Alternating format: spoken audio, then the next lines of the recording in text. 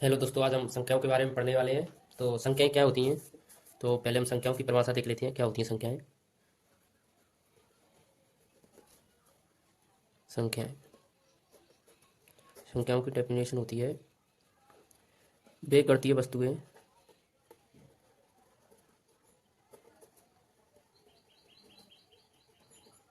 वे गणितीय वस्तुएं हैं जिनका जिनका उपयोग हम मापने या गिनने और नामकरण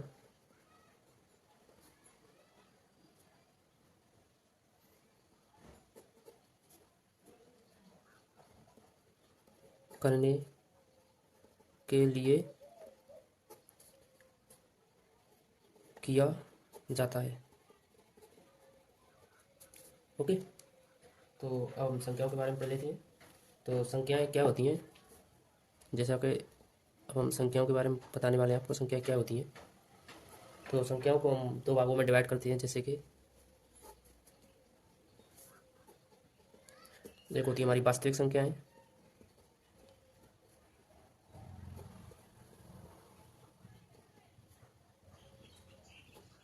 एक होती है हमारी काल्पनिक संख्याएं।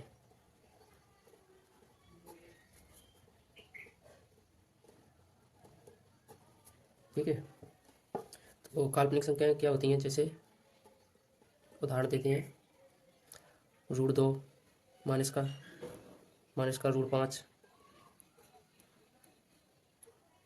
जैसे 2 अगोटा आदि। वो वास्तविक संख्या क्या होती हैं? तो वास्तविक संख्याओं को हम फिर दो भागों में तोड़ते हैं, परमेय और अपरमेय में। ठीक है, वास्तविक संख्याओं को फिर हम दो भागों में तोड़ते हैं, परमेय और अपरमेय में। ठीक है, तो परमेय संख्या क्या होती हैं? परमेय संख्या और अपरमेय संख्या।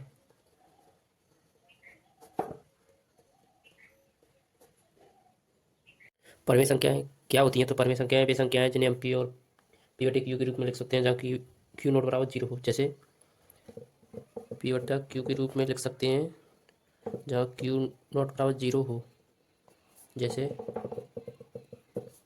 3/5 और 5/1, 2/3 आदि। लेकिन हम जीरो एक ये नहीं लिख सकते, ये हमारा गलत हो जाएगा। ओके, क्यू की जगह पर हम नीचे जीरो नहीं लिख सकते। ठीक है, सॉरी दोस्तों, तो तबीयत खराब है। और अपरमेय संख्या क्या होती हैं, जैसे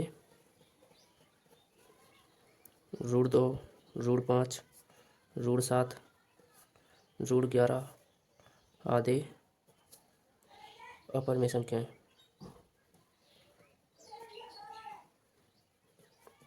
और भी हैं, जैसे 0.111 चली जा रही है अनंत तक, जैसे 0.01001, ये भी हमारी परमेय संख्या के थ्रू आती हैं।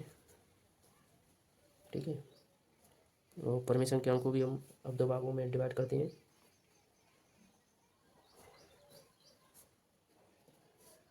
पूर्णांक संख्या और भिन्न। ठीक है,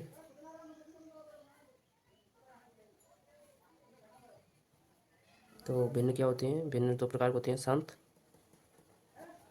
और अशांत। ठीक है, और पूर्णांक संख्या क्या होती हैं? जो जैसे 0, माइनस प्लस के 1, माइनस प्लस के 2 और माइनस प्लस के 3 और डॉट डॉट अंत तक चली जाती हैं। ठीक है, और जीरो भी हमारी धनात्मक और ऋणात्मक होती है। ठीक, और अब आती है हमारी प्राकृतिक संख्याएं। तो प्राकृतिक संख्याएं क्या होती हैं वो भी देख लेते हैं।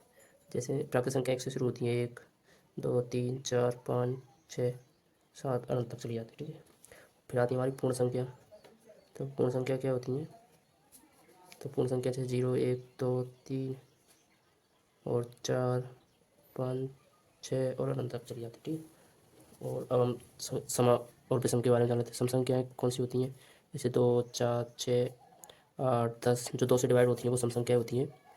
जैसे और विषम संख्याएँ जैसे 1, 3, 5, 7, 9, 11, 13 इस प्रकार चली जाती है अनंत तक। जो 2 से डिवाइड नहीं होती वो विषम संख्या होती है हमारी। ठीक है। अब अभाज्य संख्याएँ, अभाज्य संख्याएँ क्या होती हैं वो भी देख लेते हैं। अभाज्य संख्याएँ जैसे 2, 3, 5, 7, 11।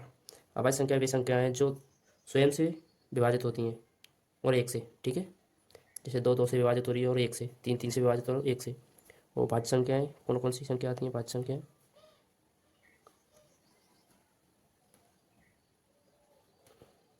जैसे 4, 6, 8।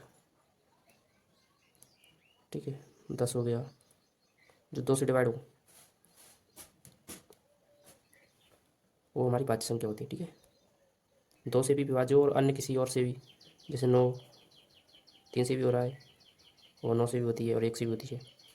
ठीक है। और इस प्रकार अनंत तक होती हैं। जैसे 21 ले लिया, 15 ले लिया। ठीक है। इस प्रकार से हमारी भाज्य संख्या होती है।